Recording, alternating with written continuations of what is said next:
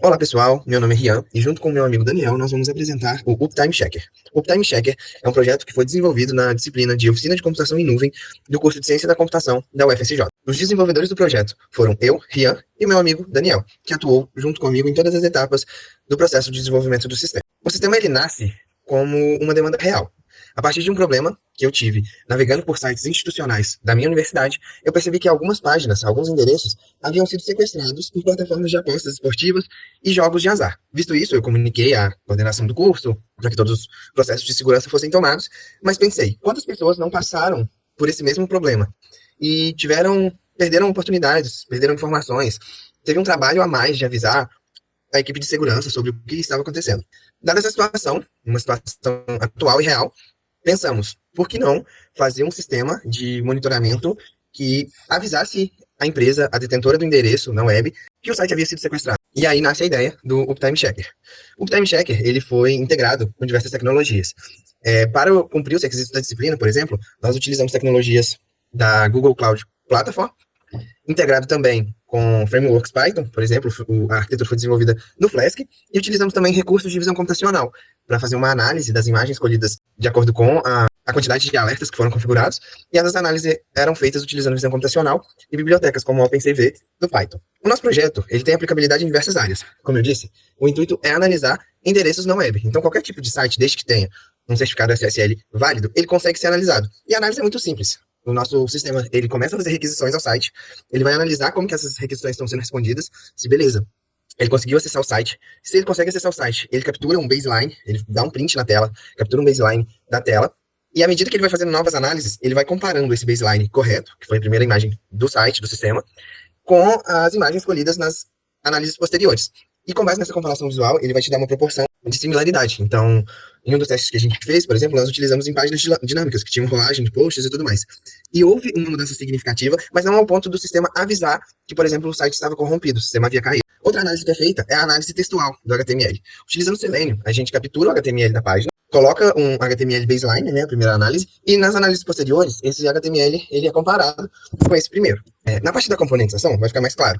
Nós definimos poucos componentes, mas componentes que têm as suas funções muito específicas e que comunicam muito bem com os outros. Então ficou uma arquitetura muito fácil de fazer a manutenção. Então eu vou explicar um pouquinho sobre os componentes, né? Esse aqui ficou o nosso diagrama geral do projeto, ficou bem fácil, simples de entender aí. O usuário, ele comunica unicamente com a interface. Então, aí da interface, como o modelo MVC mesmo propõe, o back-end fica todo, né, atrás. Então, o usuário fica só em comunicação com a interface. Esse íconezinho aqui no componente de interface é a VM, né, a Virtual Machine, que é onde a gente upou parte do controlador e a interface, está toda na VM. Os usuários são autenticados com o Firebase Authenticator, que já é próprio do Firebase mesmo. Então, foi só mais questão de integração para fazer isso aqui funcionar. O controlador, ele tem toda a lógica HTTP que faz as requisições para as Cloud Functions. Além de ter lógica também de verificação para login, para verificar se a pessoa está logada, o próprio login mesmo, cadastro, esqueci minha senha, tá tudo aqui nessa VM. Nas Cloud Functions tem o monitor de sites, o robozinho que fica rodando, tem as lógicas para envio de e-mail, tem geração de gráficos, então ele ficou separado, tanto em Cloud Functions, tanto na VM. Ligado no Gmail, né, porque a gente usou o server do Gmail para fazer, né, esses envios de e-mails, o protocolo SMTP. Firestore, o banco de dados que a gente está utilizando, ele é um banco de dados NoSQL, então o controlador comunica com ele diretamente pelas Cloud Functions, então assim, ele faz a requisição pela VM, faz a requisição HTTPS para a Cloud Function atualiza as coisas lá no banco e é assim que funciona. O Cloud Scheduler, ele foi para duas coisas exatamente. Uma seria para o botzinho que fica rodando a cada 5 minutos para fazer o monitoramento dos sites, e também para o envio de e-mail diário ou semanal. Né, a pessoa, quando for mostrar o site ali na frente, você vai ver que ela pode definir se ela quer um relatório diário ou semanal sobre o site dela, para além dos e-mails de alerta. Que no caso o diário é todo dia 8 horas da manhã e o semanal é toda segunda 8 horas da manhã. O Cloud Scheduler vai lá e dispara, ele é um cronômetro que dispara a nossa Cloud Function. Ele está ligado no analisador, justamente por conta desse monitoramento, e o analisador ele tem toda a questão do scrapping, a questão do salvamento das screenshots que o Rian comentou sobre Selenium, tá tudo aqui dentro nas Cloud Functions, então assim, tudo na base de requisição. Ele comunica com o Cloud Storage para as screenshots estão todas salvas em buckets, e comunica também com o Firestore para o salvamento de dados mesmo sobre o site. Aí, bom, então a nossa estrutura de testes ela ficou concentrada em basicamente 4 grandes colunas de teste e uma sozinha de integração do sistema como um todo.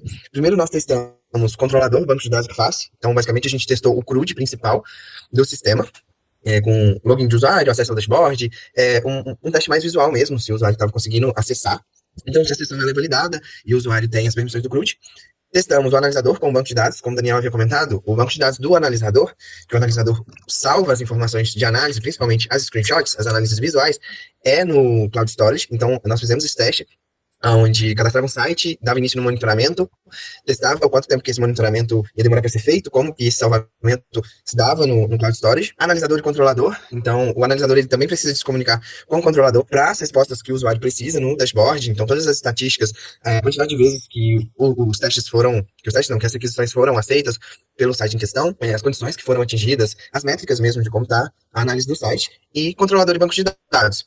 Testamos as requisições para ver se, de fato, o que estava sendo pedido pelas requisições estavam sendo salvos no banco de dados. Testamos dados já estruturados, dados em JSON, para ver se o modelo condizia de fato com o que nós havíamos planejado, e fizemos um teste de integração, onde nós testamos a interface, o controlador e o analisador.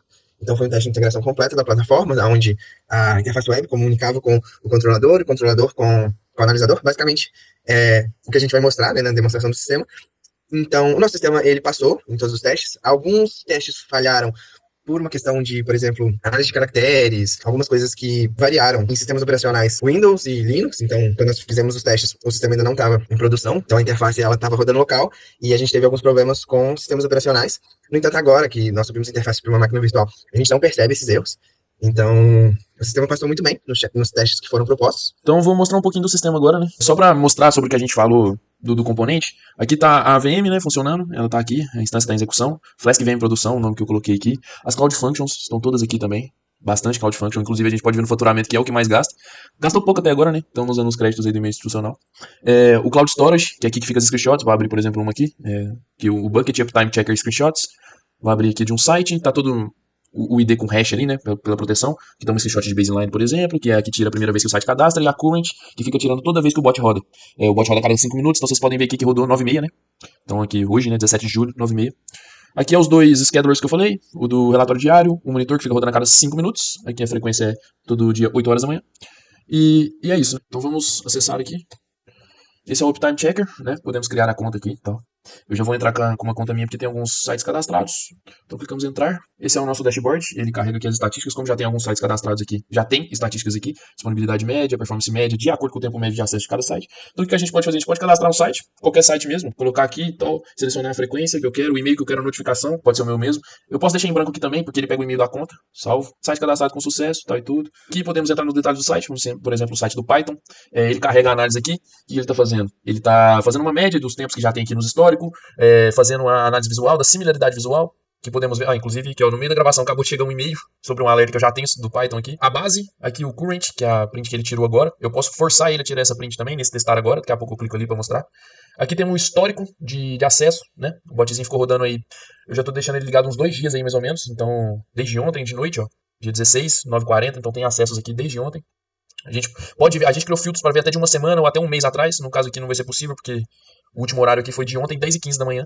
Então, aqui na página de alerta, a gente pode criar um alerta para o site, tem 2 alertas criados.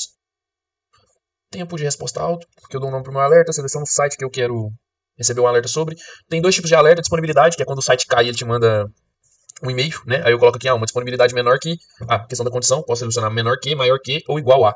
Então eu coloco aqui uma disponibilidade menor que 100%, por exemplo, toda vez que o site cair ele vai me mandar um e-mail, mas o tempo de resposta aqui eu acho que é melhor, mais didático para mostrar. Então condição maior que e o valor, 1 ms. Qualquer site que a gente tentar acessar vai ser maior que 1 ms, só pra a gente ver o e-mail chegando. Aqui eu posso testar, né? Posso emitir esse alerta aqui, vai chegar um e-mail de teste aqui pra mim.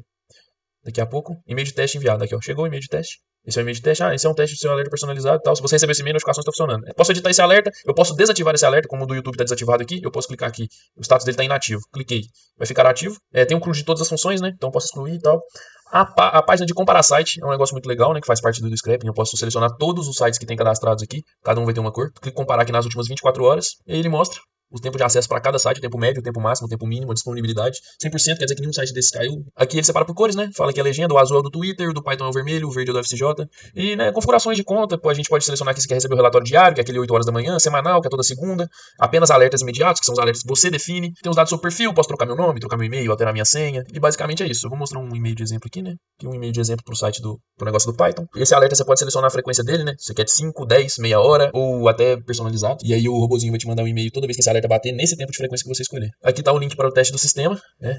Enquanto a VM estiver rodando, que vai acabar a minha conta gratuita em 12 dias, então nos próximos 12 dias vai estar, se vocês colarem isso aqui no navegador, esse IP no navegador vai estar funcionando. E é isso. Obrigado.